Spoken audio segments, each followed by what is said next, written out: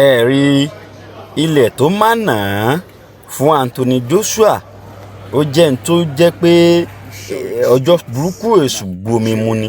Tó bá mọ̀ pé bí ó ti rí nìyí kò ní wá Nàìjíríà.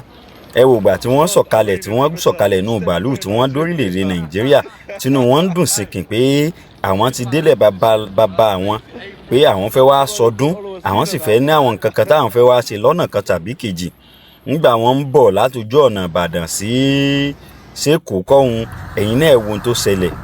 Ẹ wo tírélà tó páàkì jẹ́jẹ́ kọ́ńfọ̀ì ti kọjá lọ o. Àwọn náà ètìjọ Anthony Joshua ń bọ̀ lẹ́yìn ọkọ̀ tó wà nínú ẹ̀, ó sì mú sọlù mọ́tò lẹ́yìn àfi gbà lójú ẹsẹ̀ lèèyàn méjì sì gbẹ́mìí mì. Àwọn tó jọ lọ́wọ́ ọ̀tún ẹ̀ tó jẹ́ pé kò rí kò sùn ni.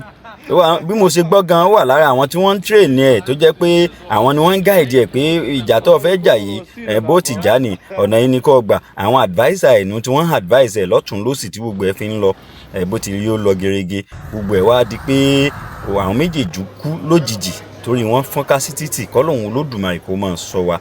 Ọjọ́ burúkú èṣù gbomimu lànà jẹ́ fún Anthony Joshua, ọjọ́ mọ́nìgbàgbé tí ò lè gbàgbé. Kọ́lọ́hun Olódùmarè kó tù ú lọ́kàn kó sì mú àlàáfíà tó péye bá ní kíákíá.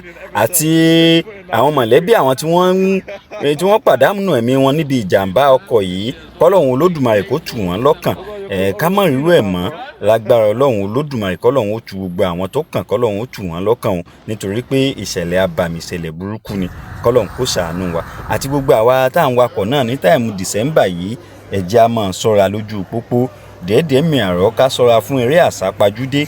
Kọ́lọ́hun Olódùmarè kó máa ṣọ́ wa. Ọlọ́run bá sì ń ṣọ́ wa náà káà náà máa ṣọ́ra wa. Ẹnẹ́bẹ̀ o, ẹ kú kalẹ̀. Àjálù bí kò ní bà sọ́ọ̀dẹ̀ ẹnìkọ̀ọ̀kan wa ní ìtọ́dún ìtókù tí ó parí àti inú ọdún tuntun. Ànírógun wàhálà àti ìdààmú àjálù bú kò ní jálù wá láṣẹ Ọlọ́run Olódùmarè, tọmọtọmọ tẹbí tará tọkọ taya láṣẹ Ọlọ́run Olódùmarè. Ẹnẹ́bẹ̀ o, ẹ kú kalẹ̀. Ìkànnì Aládé TV náà ni Aládé Alátìṣe.